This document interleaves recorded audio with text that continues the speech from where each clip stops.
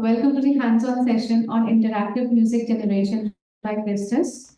He's a PhD candidate in Electrical and Computer Engineering Department at the University of Rochester. He received his bachelor's and master's in electrical engineering from National Technical University of Athens.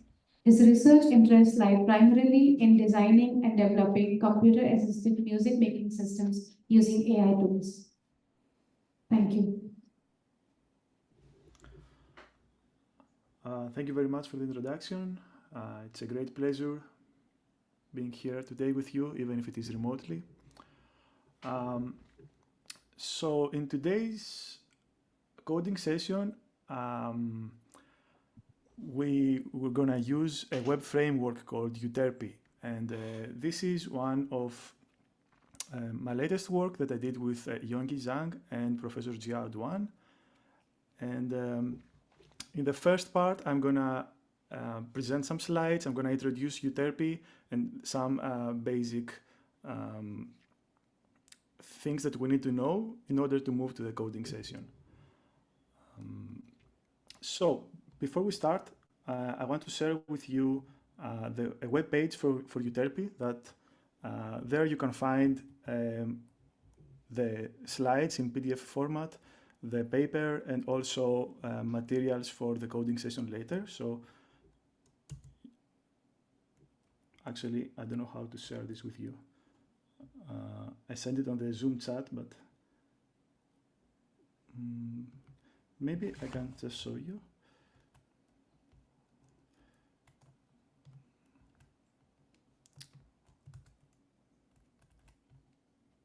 Give me a second.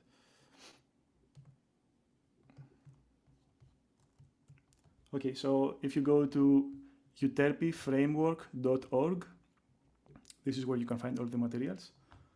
And yeah, I'll just move on now with the presentation.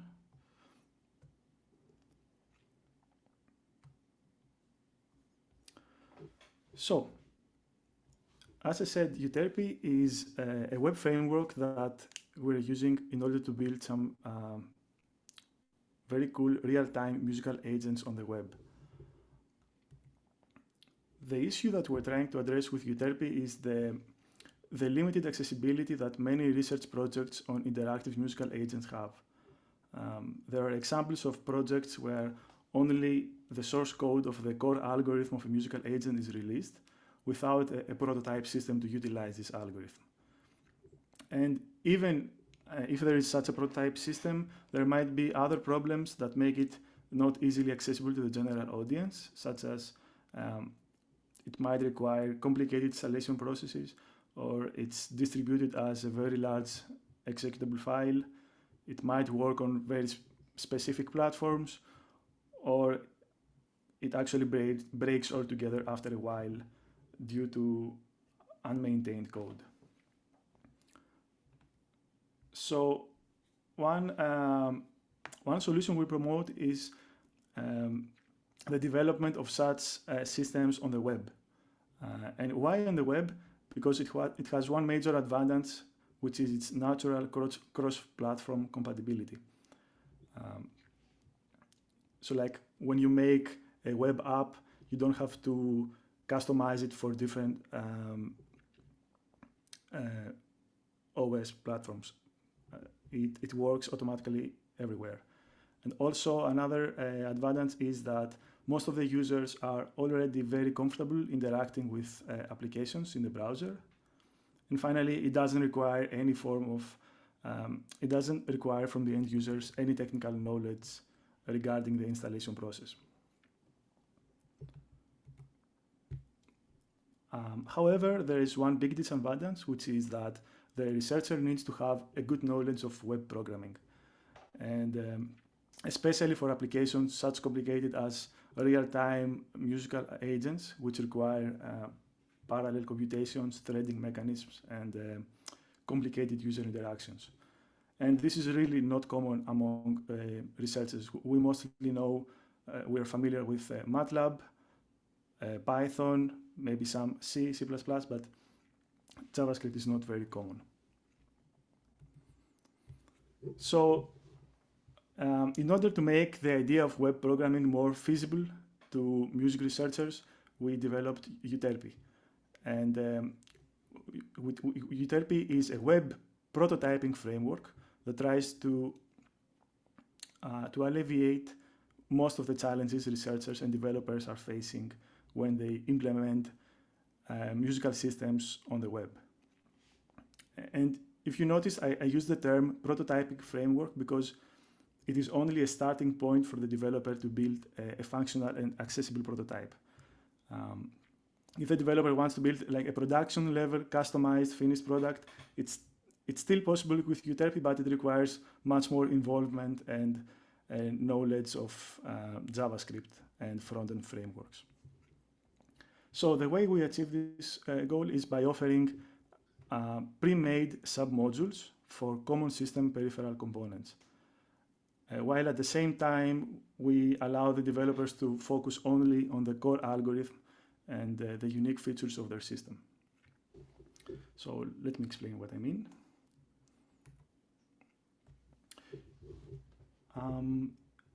Here is a typical functional diagram of an interactive musical agent.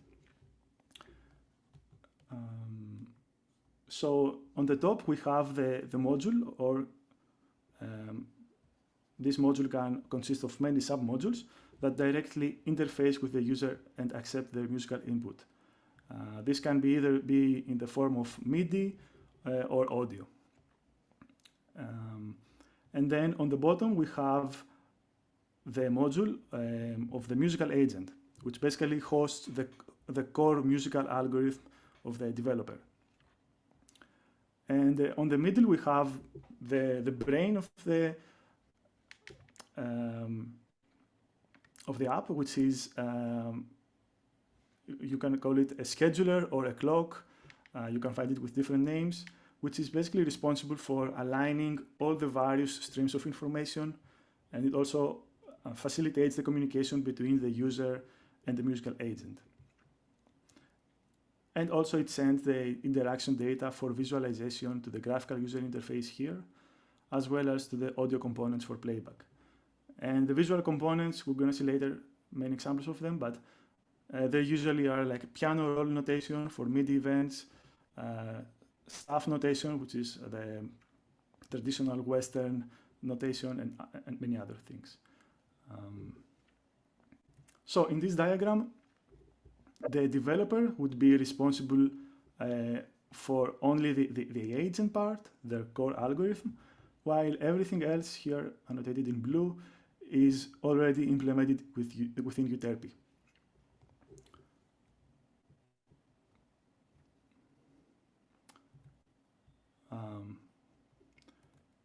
Yeah, just if you have any questions, let me know. You can interrupt me. So as you'll notice later, we have followed a modular design for the framework, where each component is not just conceptually different than the other, but its code is also actually separated in different files, so that the developer doesn't have to read through hundreds of lines of code that are irrelevant to the task that they want to do. And also, we give the ability to the developer to use configuration files to describe important characteristics of their app, such as to activate or deactivate UI components, choose sampler instruments, and many other things that we're going to see later. And these configuration files, they're not JavaScript, they're YAML files, so they're much easier to write. You don't need to know any programming. So yeah, let's see some visual components. These are screenshots from musical agents that we have built using Euterpe. Here, this agent uses, on the top, we have the score widget, which displays the music interaction data in the Western notation format. This score is updated in real time, so it's a scrolling score in real time.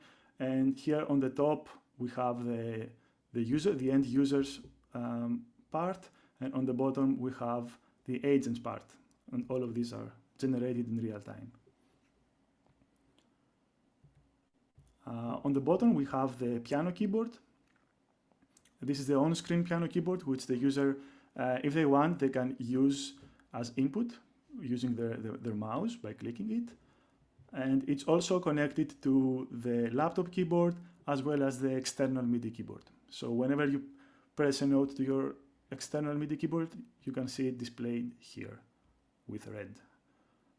Red for the agent, blue for the user. And similarly, we have the piano roll.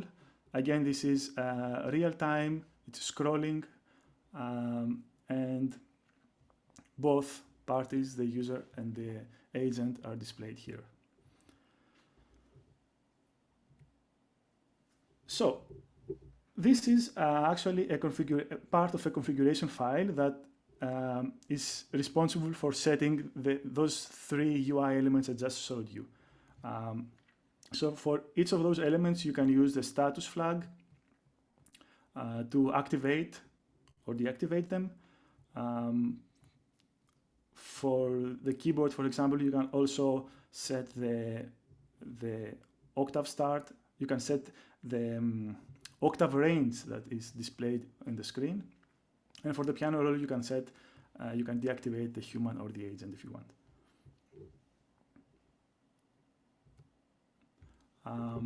Next, on the visual components, we have the audio mixer here on the left and the variable monitor widget.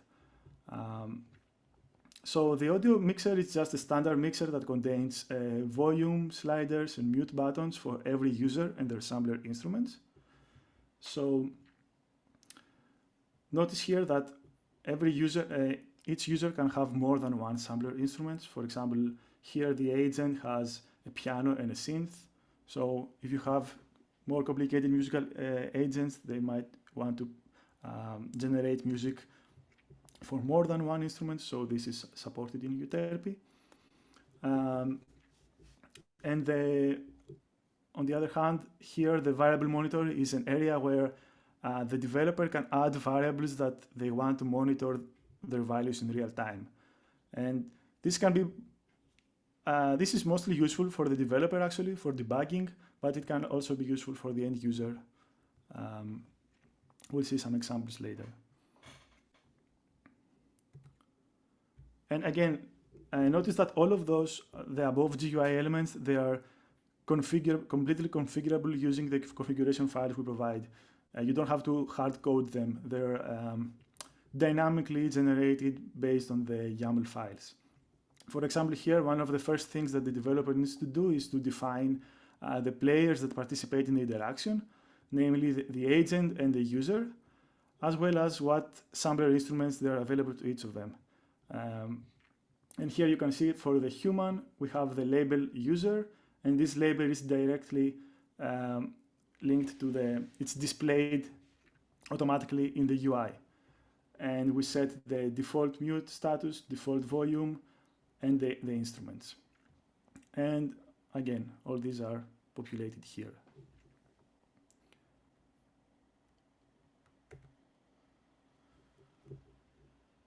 And here's the configuration file for the variable monitor. Here the developer wanted to monitor three values. The RMS value of the audio, the loudness, as well as the inference time. So here we had, there was a neural network, and we wanted to monitor the inference time of the neural network for debugging purposes. And here you can set some other options, like if you want the visualizations to be graph-based. So if you choose graph equals true, then you have this scrolling real-time updated graph. And you can set also the structure here. So we have two folders, the audio levels and the worker level. And you can see how these are reflected in the UI automatically.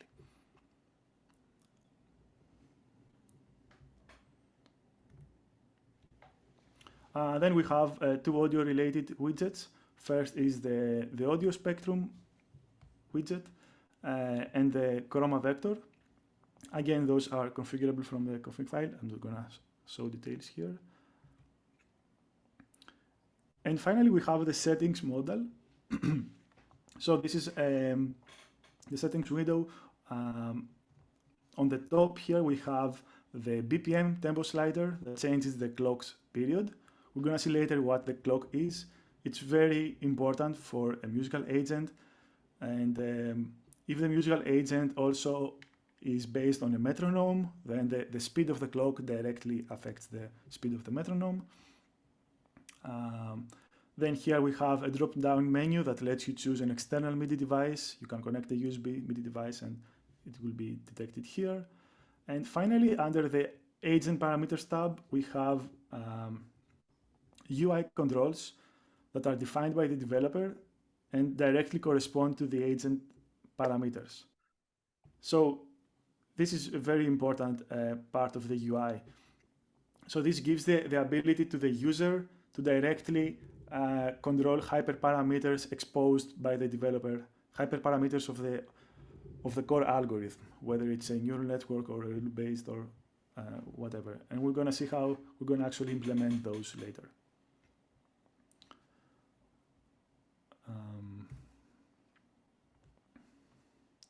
And yeah, here is the configuration file that creates the previous settings model I showed you. So here the developer chose to have 3 sliders named randomness, delay, and pitch shift. These sliders directly correspond to agent hyperparameters. And you can set, again, default values and range. And also you can have, besides sliders, you can have buttons and switches. So as many of those as you want. So before we delve into more implementation details, let's see the paradigms of musical interaction that Euterpe supports and how we can select them again through configuration files. So first one is what we call and response. So when two parties interact, call and response, we describe it when the user and the agent, they take turns. Like the user plays a theme, then the agent responds, and there is this game back and forth, but they don't play at the same time simultaneously. And then obviously the other option is to have simultaneous interaction, where both of them are playing at the same time. Then in terms of granularity, time granularity, we have the paradigm of grid-based interactions, where both the user and the machine are taking actions based in alignment with a time grid created by the ticks of a clock. So here we have the metronome, which is our clock. The metronome generates ticks, which are equally spaced in time, and then both the user and the agent, they're aligning their inputs based on those ticks. And here, for those familiar with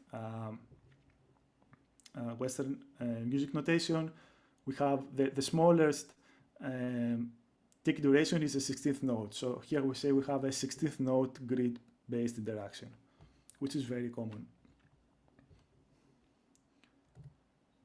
And let's say the opposite is what we call event-based interaction, where we don't have a clock and both parties are allowed to take actions anywhere on time. So you can see here the notes are spaced irregularly, and you can call it free time.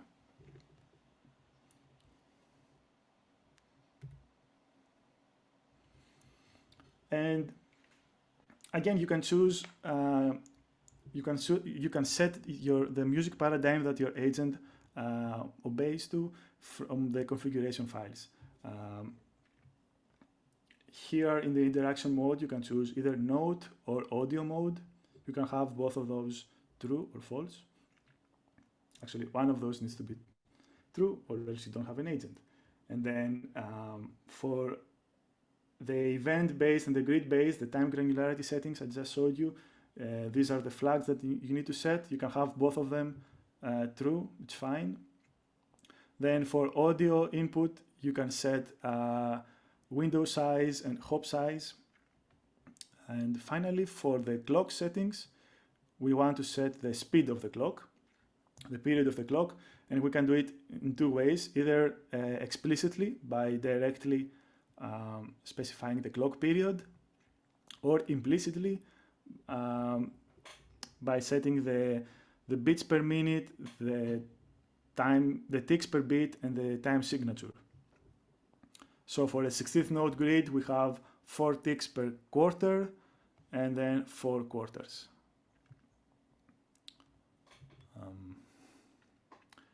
Yeah, any questions here?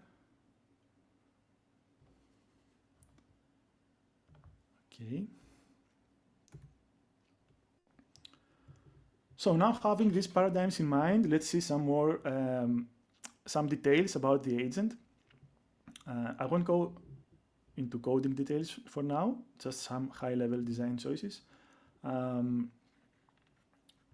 So in Euterpe, we provide a template script for the agent, which is an empty template that contains 6 hook functions. And so what are hook functions? They are basically, you can think of them as empty functions that you need to fill them with your processing code, your logic. And these hook functions are invoked automatically at specific events or stages within the life cycle of the interaction. So let's see actually a typical life cycle of a Euterpe app. So first we have the initialization phase. And during the initialization phase, we have 2 hooks. One is to load, and the other is to load external files, and the other is to initialize your algorithm, your core algorithm. And then after we have initialized our algorithm, there is the interaction phase. And during the interaction, there might be many events, such as the ticks of a clock, shown in yellow, or a new audio buffer received, shown in green. UI changes from the user, like the user changes, moves a slider or clicks a button, or MIDI events that we receive from a MIDI keyboard. So for each of those types of events, we have hooks that are associated with those. So if you want to write a logic for your core algorithm that aligns with any of these events, you need to choose the appropriate hook. And so let's see some of those in more details. These are the 2 hooks that we have in the initialization phase. The load external files, which if you have like a JSON file or files with variables that you want to load, this is where you do it. And then the load algorithm, and this is where you load. If your algorithm needs loading, this is where you do it. For those familiar with neural networks, we have, if you have a neural network musical agent, this is where you fetch the checkpoints, you load them into the neural network, and you run warm-up rounds if needed. And after you do all these things, we are ready for interaction. So the first hook here is called update parameter. It's the blue one, which is, it gets invoked when the user interacts with the GUI. If they press a button, if they change the slider, and it takes as input the ID of the UI, of the widget, and the new value. So then in our code, we can use this new value to update the agent's hyperparameters. Then with the yellow color, as we saw, we have the hook functions that are attached to the clock events. We call this hook process clock event. It takes the tick as input. The tick is an integer number. It counts ticks, obviously. And yeah, it's invoked periodically based on the clock tick. And it's used on time grid-based interaction. So the previous interaction we saw earlier, where the nodes are equally spaced, this is where you need to write your code. And then we have, with the red color, the MIDI events, the node events. So here we call it process node event. It takes the event as input. It gets invoked every time the user presses a key in their keyboard. And this one is the main hook that we're using whenever we have an agent that we conceptually can say that is event-based musical agent.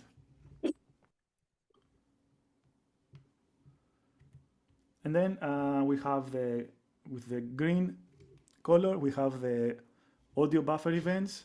So this hook is invoked whenever we have a new audio buffer. It takes the buffer as input, and the frequency where this is invoked it depends on the hop size that we have set in the configuration file. And these are all the hooks. So we carefully designed those hooks so that they cover a large portion of real-time musical agents.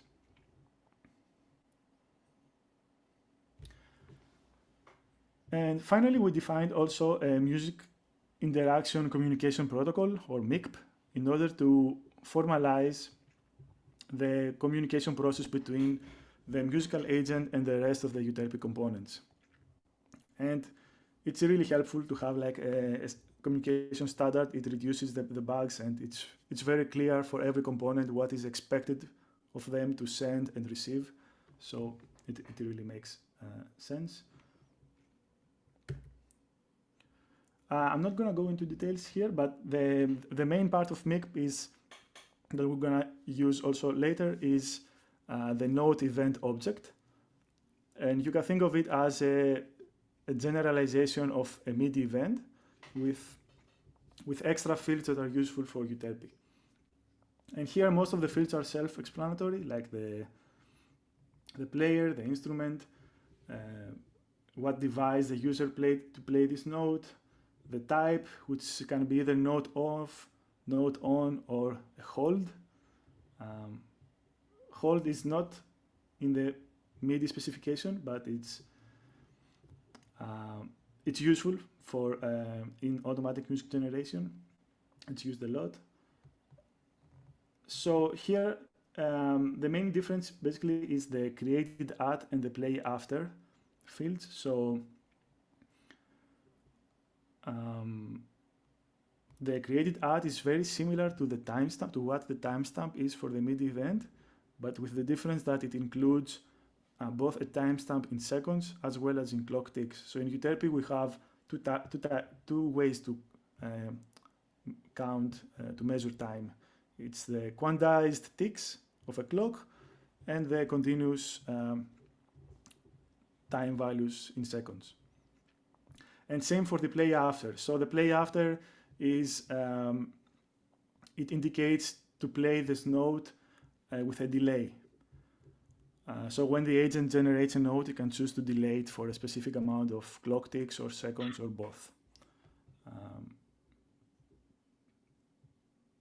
Yeah, that's it. So we are ready to move to the coding session.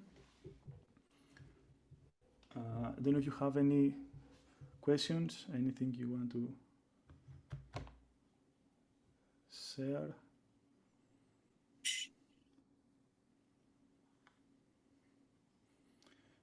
If not, you can visit this webpage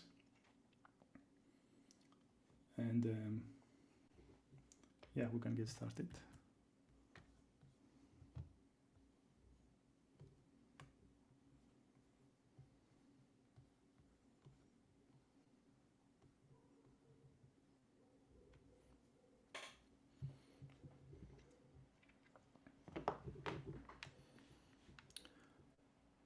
Are any of you planning to code along with me? Just so I know.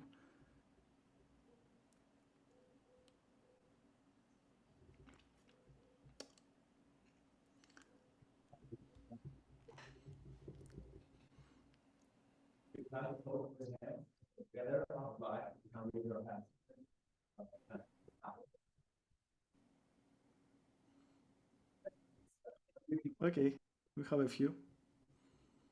So yeah. So yeah, I just want from you to like, if something doesn't work or something is not clear, yeah, don't feel bad. Like this is a live demo.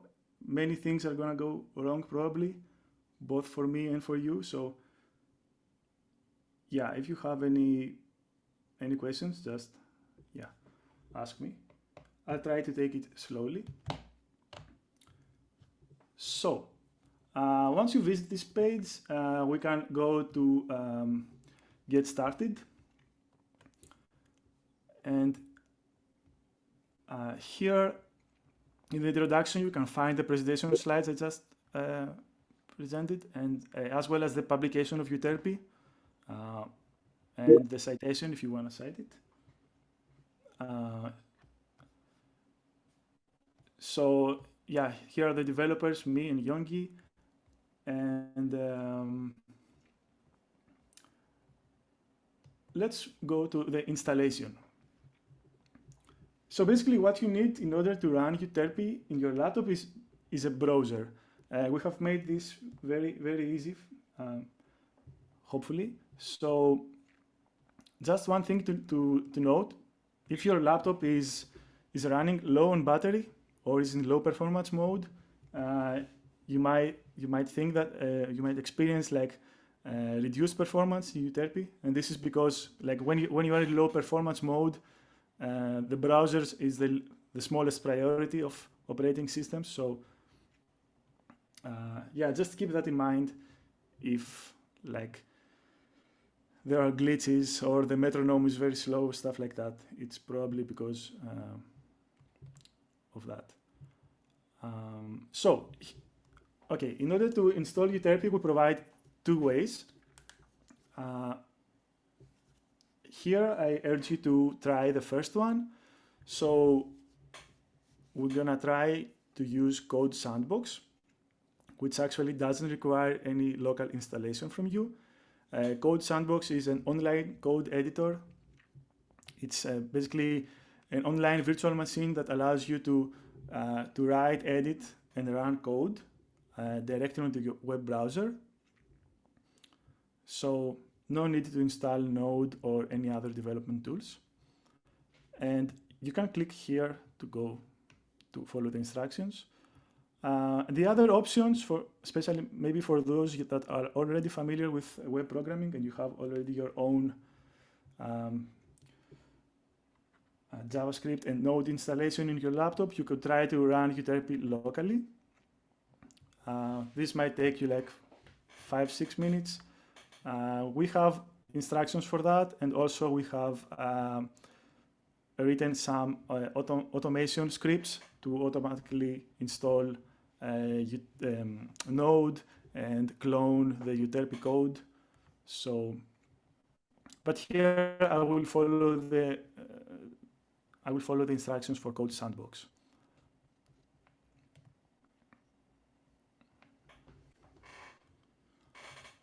So, Code Sandbox. We need to you need to click in this button. Okay, let me open.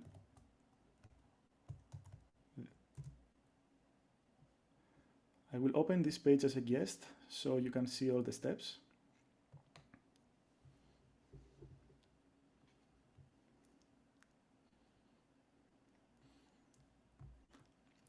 Okay, I see that many of you have already joined. So once you click this button, you're now in a shared environment, in a shared virtual machine. And you can see here all the other participants.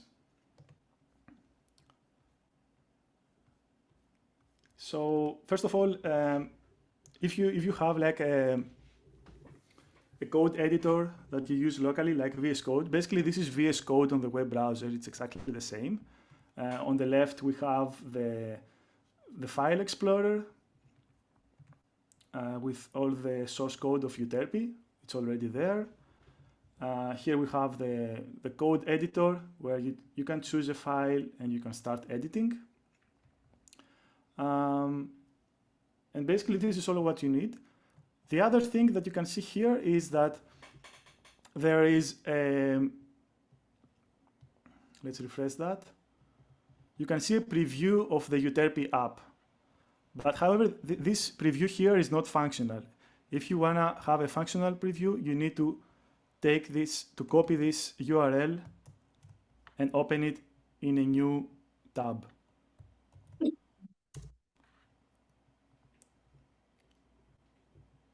And now you have a functional Euterpe agent. So we're just not gonna use that. We're just gonna use the URL. So you can minimize this here. Doesn't have to take space. So once you are in the empty agent, you can click play. There's the introduction. It says that this is an empty agent and you need to modify the files to add your logic. Click anywhere outside of this window and you're basically ready to play. So there should be sound if you click any of the buttons here. You can either use your laptop, or if you have MIDI keyboard, you can use your MIDI keyboard. But there is no response because there is no agent. Basically, it's a dummy agent. So, is anyone that tried to reach up to this point and didn't make it? I see a hand there. Okay. So how can I speak to you? Is No, there it's like fine. You're on track. Sorry?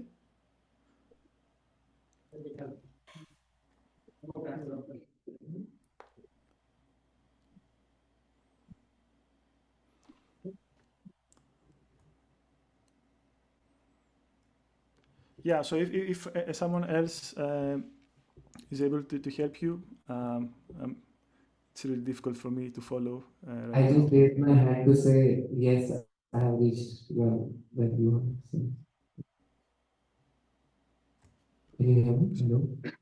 Sorry, the audio is very blurry and it's very muffled. Hello?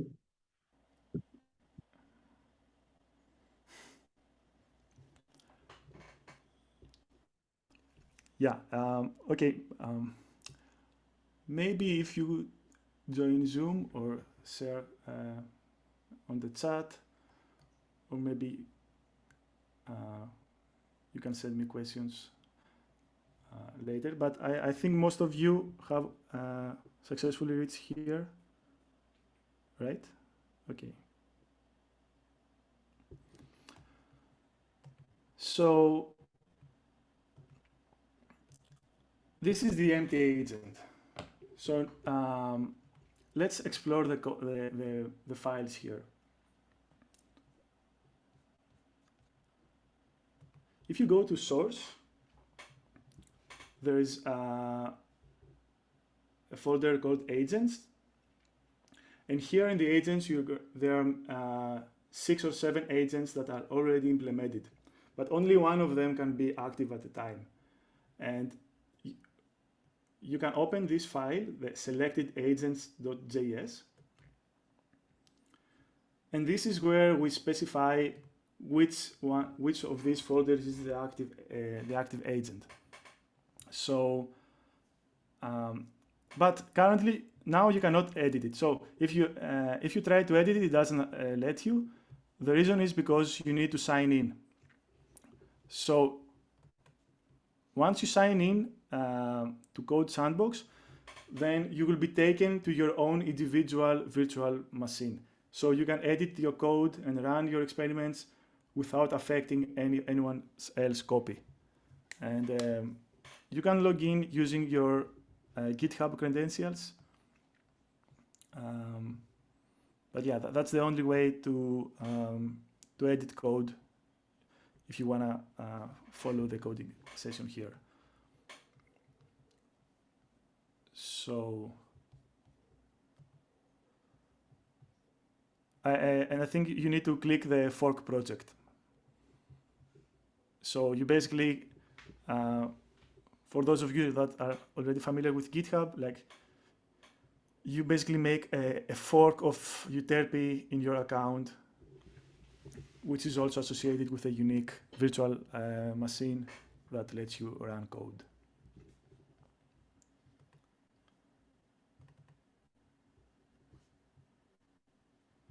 So I will wait for a few minutes. If I edit the code, like if I sign in and edited the code, it has taken me to a separate virtual machine, I guess, where only I am there. How do I return to like the shared environment? Is there a possibility? The question is there a possibility to share the environment? To return to the shared environment, like I logged in, I added a comment on the code, and it transported me to my own fork, I guess. Yeah. So can I return to the shared environment? So if you log in and you have your own fork, Yeah. you don't have to share anything. It's gonna. Do you see the files in the file explorer on the left? Yeah, I see all the files, but I don't see any of the anonymous joined people. I just see my. Yeah. Now you're once you log in, you're alone. You're on your own Yeah. copy. Okay. That's the point. So now you can edit on your own pace. Okay. Are you able to edit? Yeah, I'm able to edit. Okay. Like I have a comment So on my own. try for example, try to change the selected agent to call and response. Like, let's try that. I go here in my own copy. So here in my own copy, you see I am alone. There's no one here. Similar. So yeah, actually all of these, like 14 people here, they haven't signed in yet. So they're in the shared environment, but they cannot edit anything. So here, if you go now to empty agent and type call and response, be careful, this name needs to be the same as the folder's name. Call and response here. And click Control S or Command S if you have Mac. And now go to the other tab that we opened previously. Hit refresh. And now you see we have the call and response. Okay, so before I move to like demonstrate a few agents, I wanna say some other things first. So let's see. Okay, many people have signed in or they logged out completely.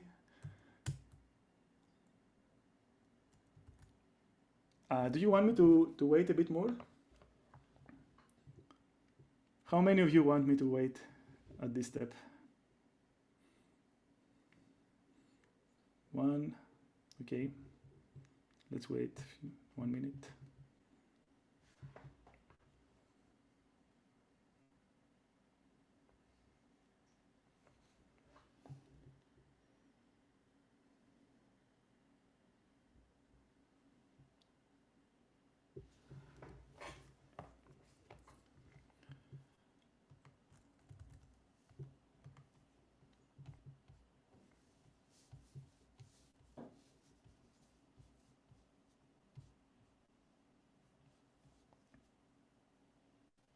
Oh yeah, something that I didn't mention is that whenever after you log in, usually Code Sandbox, it automatically configures the virtual environment because there are some installation steps that are happening on the background. but sometimes it doesn't, and you're gonna see like a page like on the right, you're gonna see like a window like this. It's called Configure Micro VM Environment. I don't know if any of you has seen that. It usually doesn't need to appear, but if it appears, you just click next, and once you reach to step 5 out of 5, then you apply and start. And then it's gonna install the dependencies. And the first time that it's gonna do that, it might take a few minutes, 1-2 minutes, but then the next time, every time you log in, it's gonna be instant. So it's just the first time that it takes some time.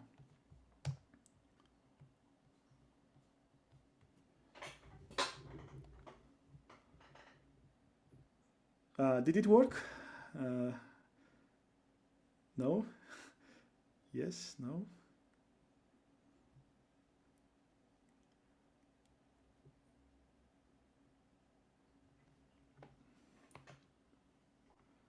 Okay, I guess I can move on because there are many things here.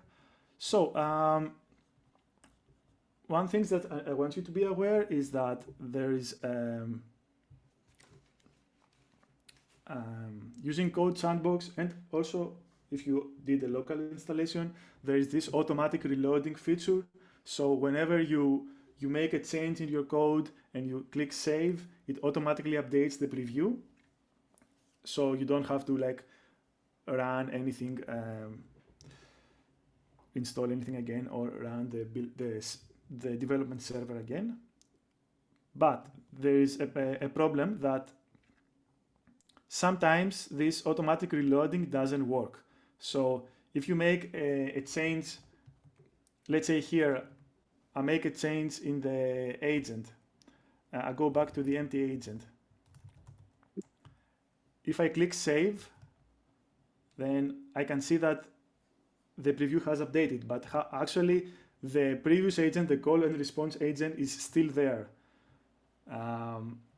Sometimes this automatic refresh doesn't work, and you need to do a hard refresh. So hard refresh is like telling your browser to ignore any cached data from before and fetch all the latest content. And yeah, just get used to it. Instead of typing Control R or Command R to refresh, you should do Control Shift R or Command Shift R. That ensures that there are no previous remaining agents,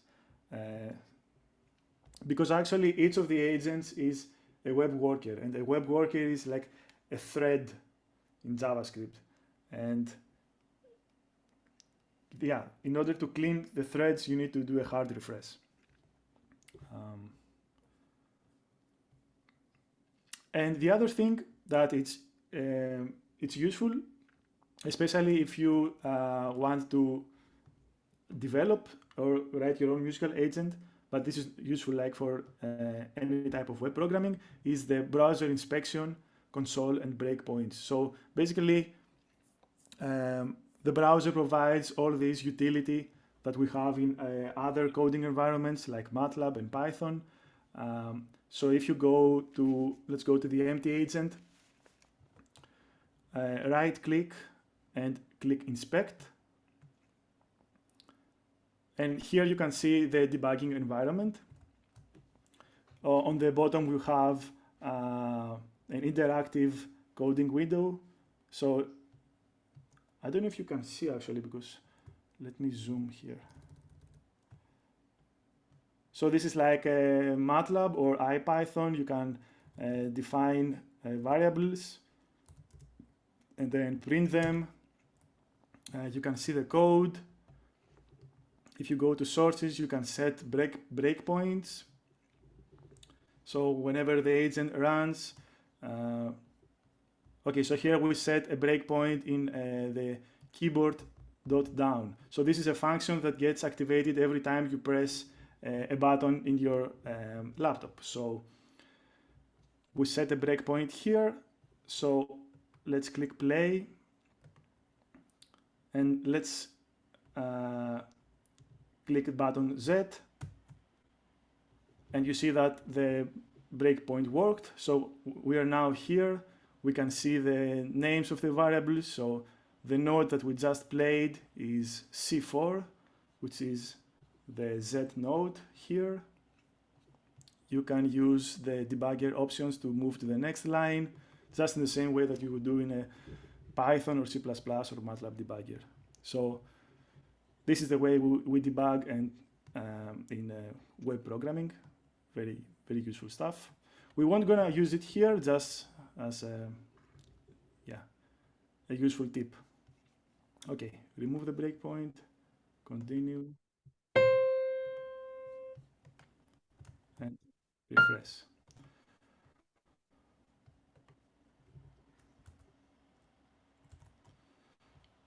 Okay, let's move.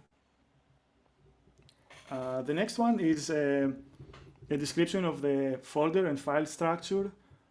Let's see if we have time. Maybe not. So the important part that the developer is responsible to code is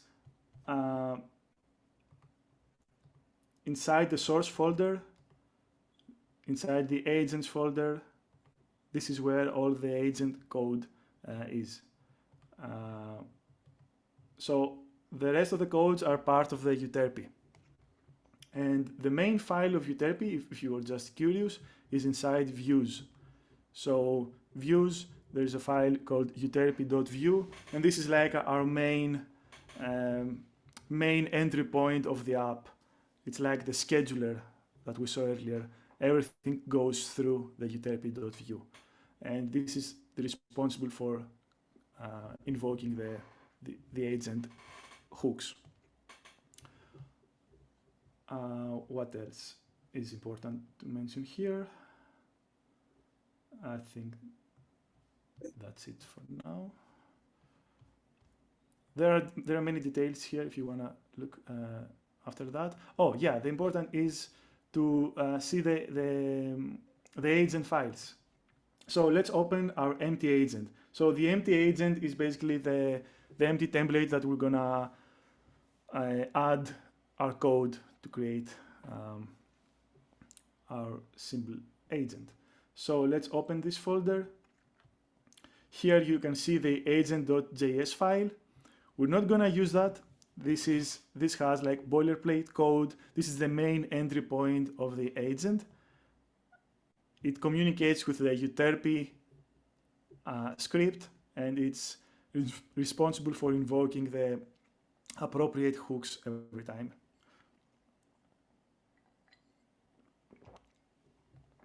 Then next we have 3 configuration files.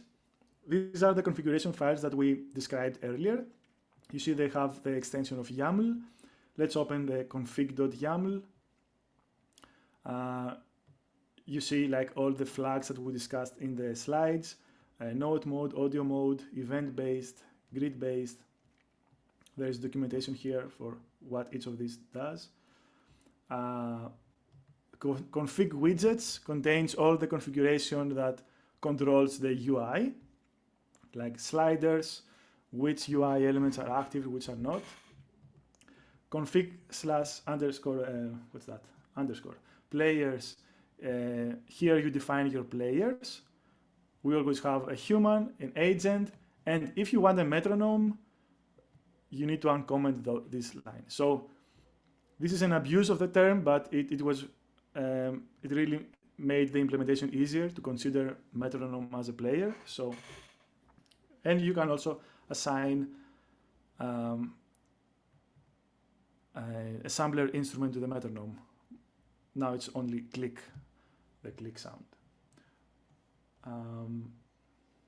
Okay, and then we have all those files that end with the word hook. And we have the process audio buffer, process clock event, process note event, and the init agent hook contains all the hooks that are useful for the initialization of our algorithm. And there is one more file. This is a markdown file. It's basically the introduction message that you see whenever whenever you access whenever you open the agent preview, after you hit play, you see this message here. So this is a markdown file, and you can edit it here. Okay.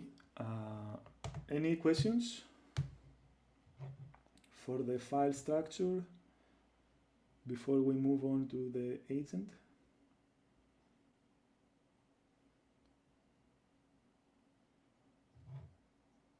Okay.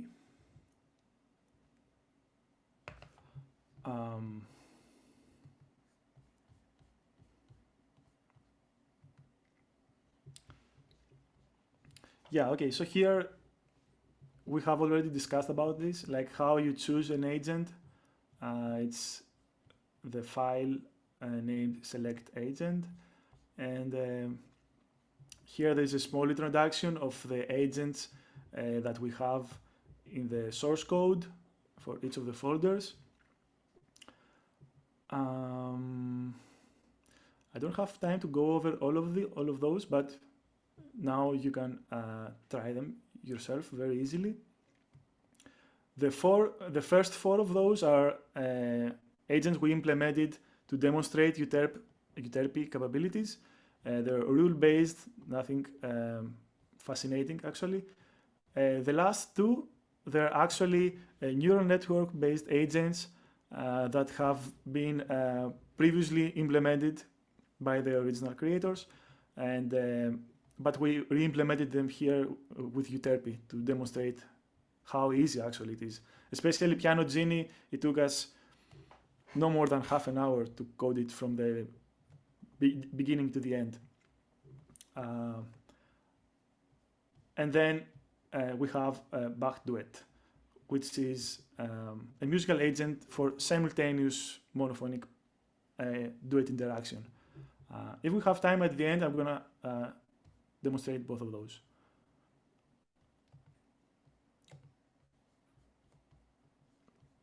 So let's go to start coding our own agent. We're gonna name it Copycat. So this is a very simple agent. It serves as a nice introduction to Euterpe if this is your first agent, and it just mimics the user's input. So whatever you play, it copies what you do. But we also provide some twists. So actually we're gonna see later. It doesn't just copy. You can make it do more interesting stuff. So the first thing that we, as a developer, you need to decide is what type of musical interaction, what type of paradigm your agent follows. So as we said, this is a copycat agent. So basically, whatever input, whatever event, MIDI event the user plays, the copycat plays exactly the same. So it doesn't matter if the user plays on the grid or not. The copycat doesn't care. It just waits for an event from the user to give a response. So this leads us to think that this is a node-based interaction, like an event-based interaction. So we don't need a clock here. So this is the first thing that we need to do. We need to go to the config YAML and set these flags accordingly. So the interaction mode is going to be node. So this is a MIDI-based interaction, not audio. And in the node mode settings, we set the event-based to true and the grid-based to false. So I will go here to the AMT agent, config YAML, and set the event-based to true.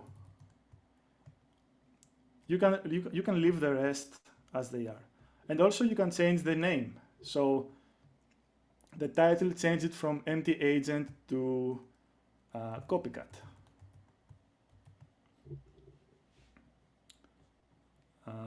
Okay. Next.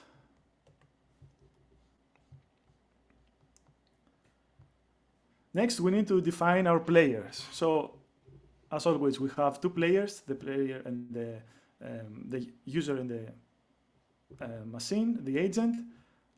We don't need a metronome because we don't have a clock. So let's give a piano sampler, a piano instrument to both of those. So we can go to config_players YAML. The human already has a piano, so we don't have to change anything here.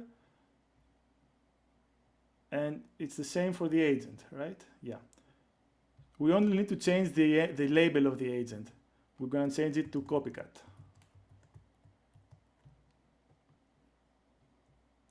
Because this label is the one that is going to appear in the UI in the mixer, so it's important. Mute false, piano. Okay. Then for the UI. So let's choose the UI that we want, the UI widgets that we want. We want to have the piano roll. We also want to use the text box. Just for a demonstration, we can use the text box to display the last note played by the agent. We cannot use the score. So we cannot use the Western notation because, as I said earlier, this has, I don't know if I said that, but this has some limitations. It only works for grid-based operations where you have a clock and for monophonic voices. Because it's really hard to, it was really hard for us to implement the polyphonic version of it. It's really not easy, not obvious how to group notes together and how to make the whole thing work. But for now, it works for monophonic grid-based operations. So we cannot use the score here. And yeah, so in order to make it more interesting, we can use, we can create 3 agent hyperparameters and map them to sliders in our settings. If you remember earlier, like in the settings, we have this section which contains UI buttons and sliders that correspond to agent hyperparameters. And here we can have the randomness. You can use this slider to control the randomness of the copycat. So if it's 0, it mimics precisely. If it's higher than 0, then it starts playing more random stuff to make it more interesting. Then the delay is a slider that controls, adds a delay to the copycat's response, so it doesn't play instantly after your input. And the pitch shift, yeah, it controls the note offset between the user's input and the copycat's response. So we can have these 3, we can tune these 3 hyperparameters to make it more interesting. So in order to do that, we need to go to the config widgets configuration file. And here, I'm just gonna copy paste this because this is the big one. Can I do that? Yeah. So you can click here, copy, and widgets.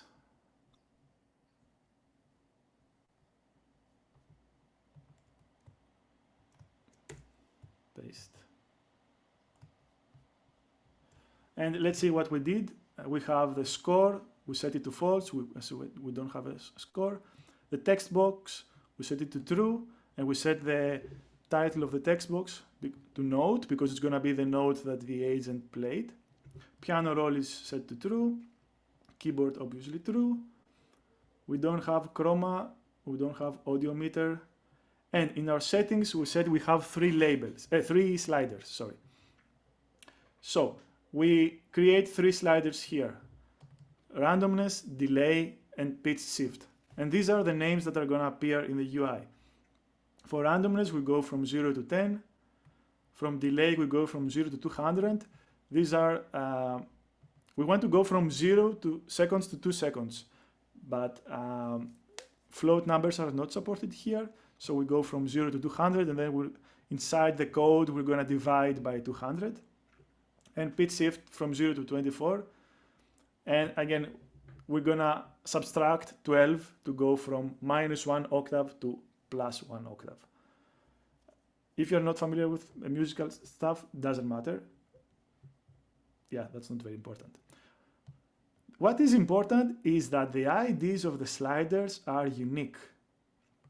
Okay, we need to have unique IDs so we can uniquely map them to agent hyperparameters. If you don't have that, it's gonna throw an error. Okay, we save. Please interrupt me if you have anything that feels weird or anything that, if I'm going too fast.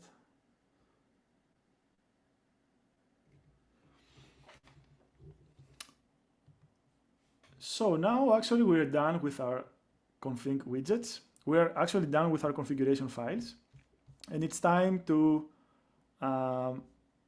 start adding some JavaScript code in our hooks. So the first file that we need to have in our mind is the init agent underscore hooks, because this is where we initialize our agent. However, our agent is actually quite simple. It doesn't depend on external files. It doesn't have like, it's not a neural network to load any checkpoints. So the only thing that we need to initialize are UI related variables, like the three variables with the three sliders we just defined. We said we want to map them to agent hyperparameters. So actually we need to define those hyperparameters. Okay, here is a JavaScript detail. Usually when we want to define a parameter in JavaScript, we use let. Okay, this is just a keyword of JavaScript. Let randomness creates a float number of 0.0. But the thing is that all these files that you see here inside the agent, they're actually one module. They're not independent files. So we want whatever happens in one file, we want it to be accessible and from all the files of the agent. But if you define a variable using let, then it has a limited scope. It has a scope only within the file that you define it. So the way to do it is using the self keyword.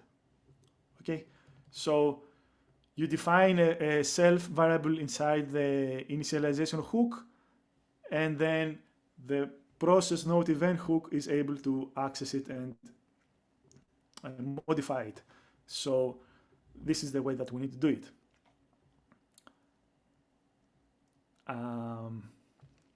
And then, okay, it's one thing to define it. The other thing is we need to map it to the sliders. So in order to do that, we go to the update parameter function, and this is how the mapping happens.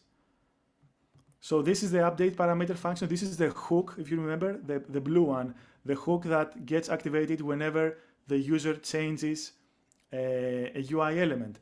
So here, if the slider is the one that has ID 1, then we take the new value and we assign it to our randomness variable that we just created. Okay, and note that this one here, the one number here, this is the same as the ID, needs to be the same as the ID that we defined in the config widgets YAML. So this is how the mapping happens. We take the ID number and we use it to map it here.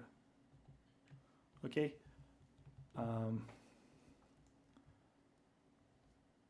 And we do the same for all of those. So I'll just copy this.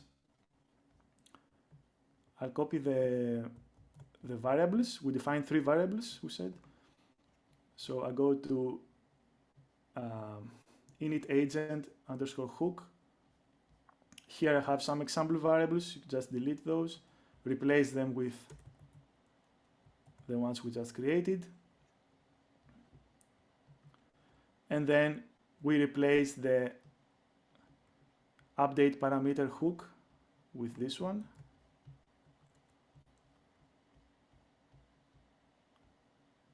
So go here to the update parameter and replace it.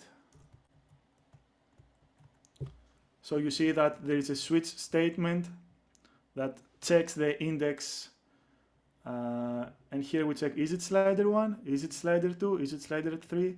For slider 2, we have to divide by 100, if you remember, to go from 0 to 200 to 0 to 2. And we update the parameters accordingly. Okay, so the next one is actually the main, our main code. We said that we have an event-based agent, so the hook that is relevant to our agent is the process node event hook. Again, let's copy that and we'll go over it. It's not that difficult.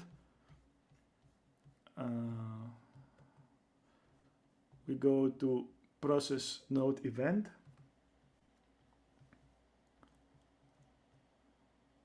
And we replace the process node event function with our function here.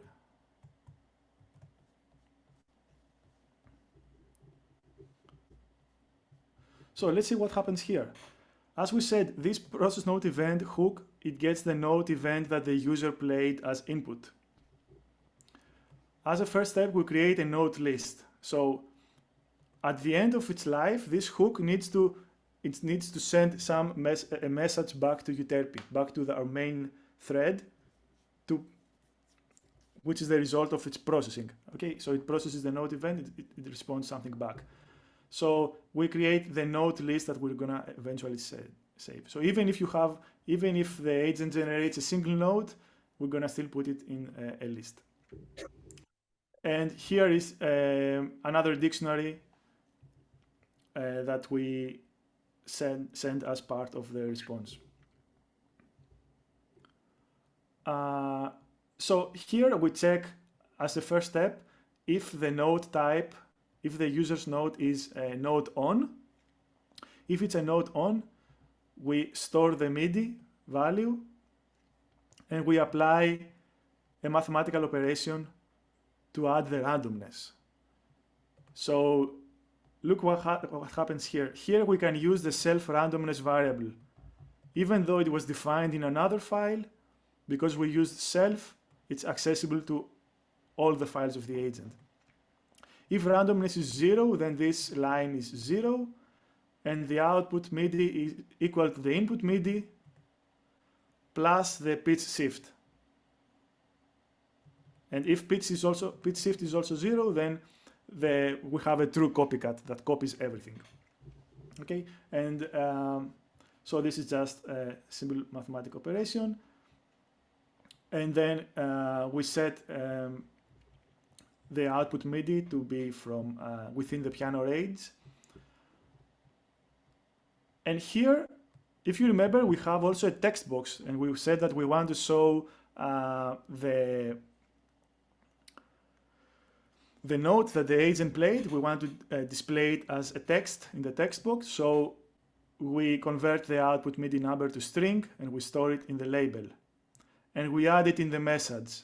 The message is the message that the agent sends again to Euterpe. So a message of type label with our label. We keep that as it is and we moving forward. So now we have the note. We know what note the agent needs to play. So we create a note event. Note event, if you remember from the slides, is this extension of the MIDI event with the extra extra elements that are useful for Euterpe. I'm gonna move a bit faster. The important is that we set the MIDI of the node event as the output MIDI of our agent. We keep the velocities the same. Play after, okay, play after is the delay that the agent adds to the node. And here's where we're using our other slider, the self-delay. Self-delay is in seconds. So tick is 0, seconds is equal to self-delay. And then once we create this node, we push it, we add it to our list. Okay, I'm gonna skip that because I don't have time. And at the end, so we do the same, we do something similar for node offs, for node off MIDI events. And at the end, we add the node list to our message dictionary. Remember, the message already has the label. Now it has a type, an entry of type node list, and we return the message. And that's it. Then from that point on, Euterpe takes the this message, it sends it to the audio samplers, it sends it to the piano roll in visual, so we can see it. So everything after that, it's automatic. We save, and we're hopefully ready. So you go to the preview. Don't forget to click to hit Ctrl-Shift-R for a hard refresh.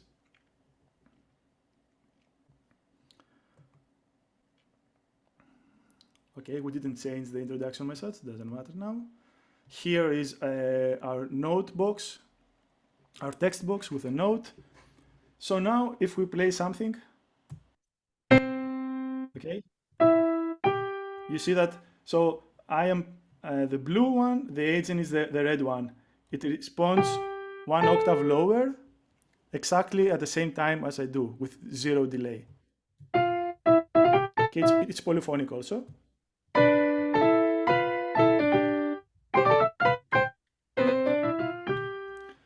Okay, so this is not very interesting.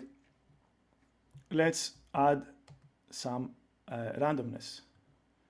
So here you can see the 3 sliders we created in the configurations. Let's add delay of 2 seconds, keep pitch shift at 0, and add some randomness.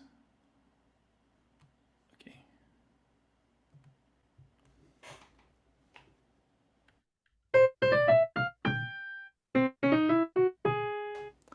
Okay, so you see exactly the same rhythm, slightly different pitch due to the randomness, and 2 seconds delay.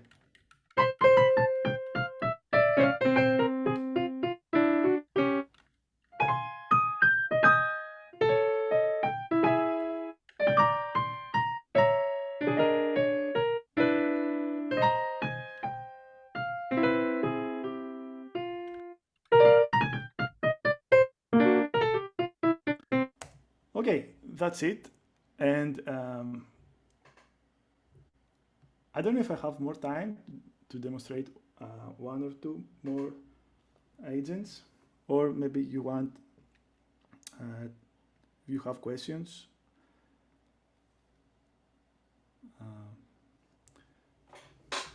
Do I have more time?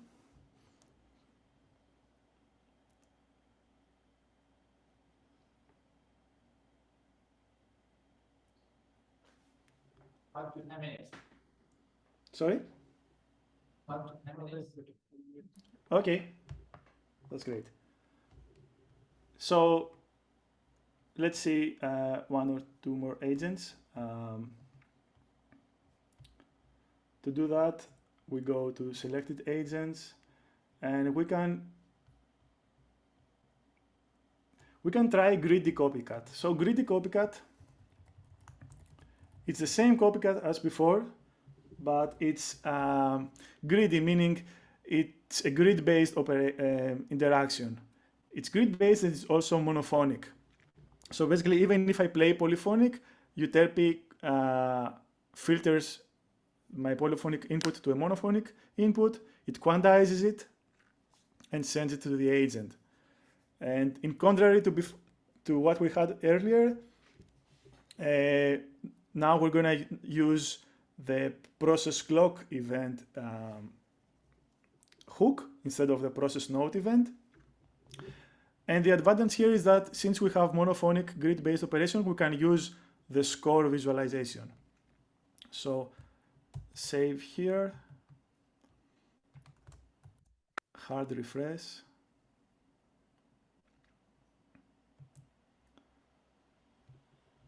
Here some explanation. And so you can see now that we have the score, it's automatically activated. And here I need to press play. And you see there is also a metronome because we have a grid, we need a metronome to synchronize. Now I'm not playing anything, so there are just rests. Let's see what's the delay here. The delay is 8. Now it's not seconds, now it's 8 ticks. So 8 ticks is 2 measures, 2 bars. So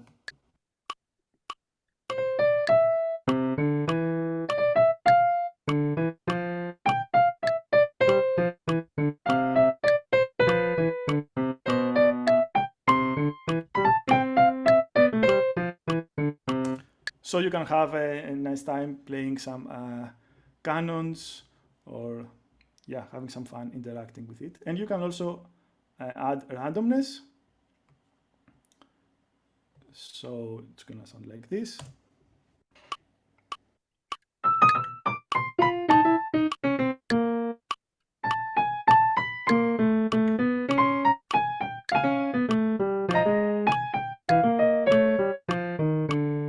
Okay.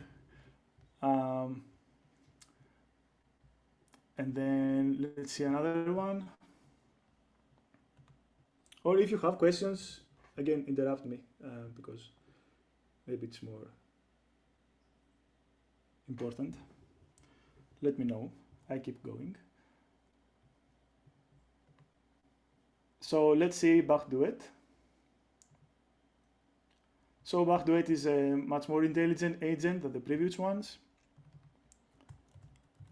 It's also monophonic and grid-based, so we also have the score. And it's a real-time improvisation in the style of Bach chorales. So no priors. I don't know what I'm gonna play. I don't know what it is gonna play. Let's just see.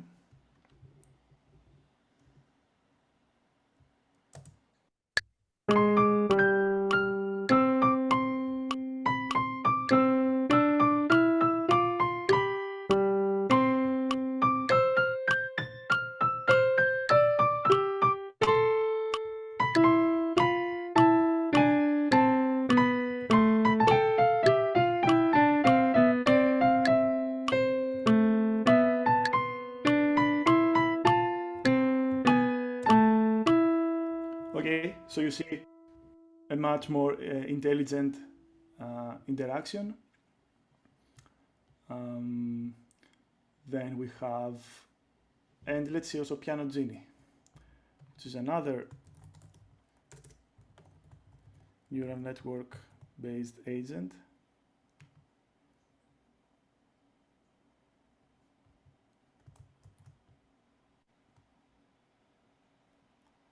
So Piano Genie is, let's see actually what it does. Basically you have 8 buttons, and with this it does an intelligent mapping of those 8 buttons to the whole 80 keys of a piano keyboard. So you do stuff like this.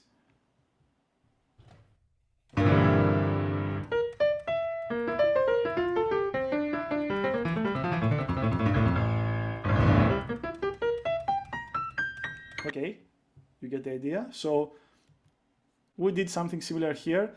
So we don't have a UI with 8 buttons. You need to. It's very easy to add it, but it needs some customization. So for that, we just assigned the first 8 buttons of the C major scale from Z to Q. We assigned those as the 8 buttons. and look how it looks. So the blue ones are the ones that are playing, and the red is the neural network's response. Let me zoom out.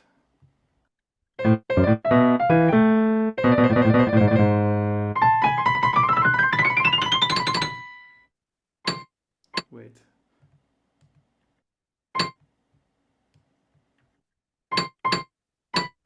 Something's, I need to do a hard refresh. I think there is the previous agent still active. That's why I could hear both. That's interesting. Okay. Things happen like this in live demos. But yeah, you can see it's working besides the sound.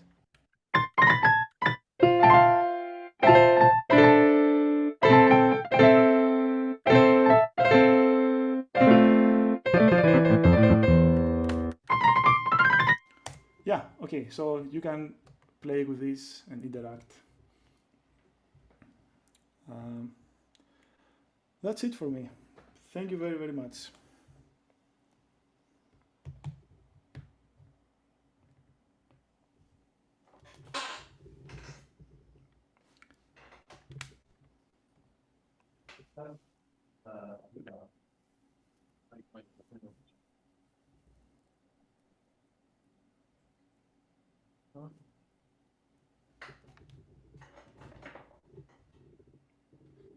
Thanks.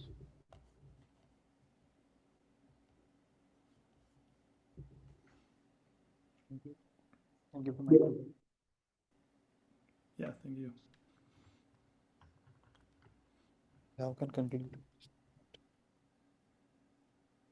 It's okay, we can conclude.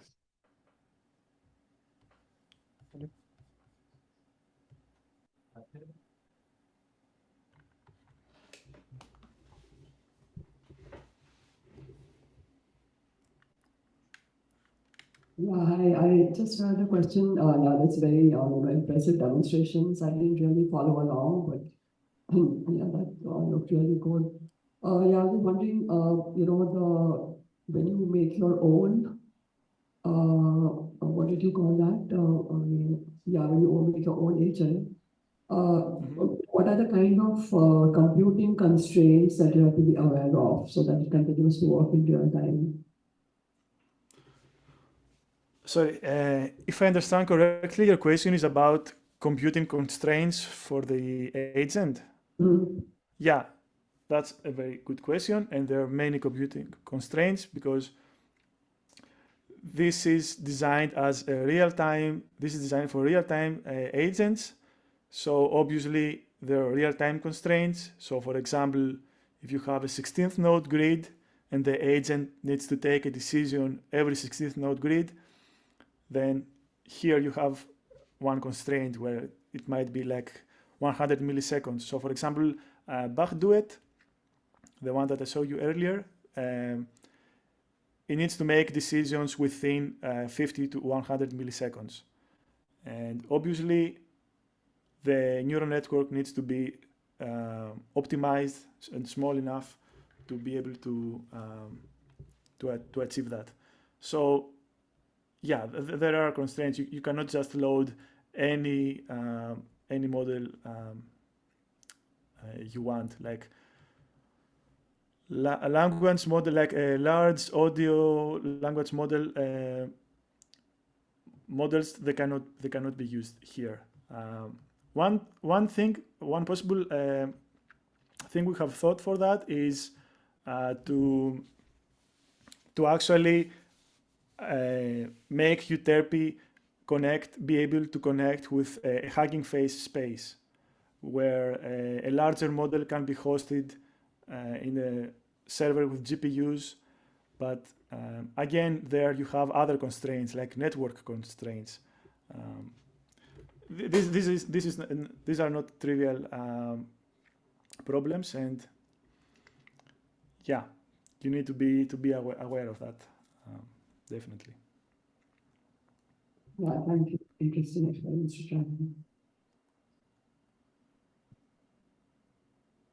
Sorry? Sorry if I don't hear. Okay, the sound is. No, I said thank you. Yeah, that makes a lot of sense. But I Okay, think yeah. these experiments are worth trying and very interesting. Yeah, thanks.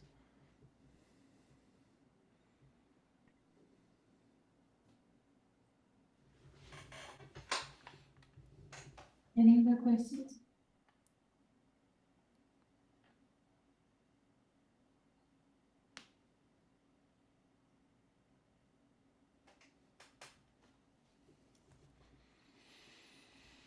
So I So think there's no more questions. Thank you for the talk. Thank you for the interesting talk. Yeah, thank you very much. Really appreciate it. Thank you.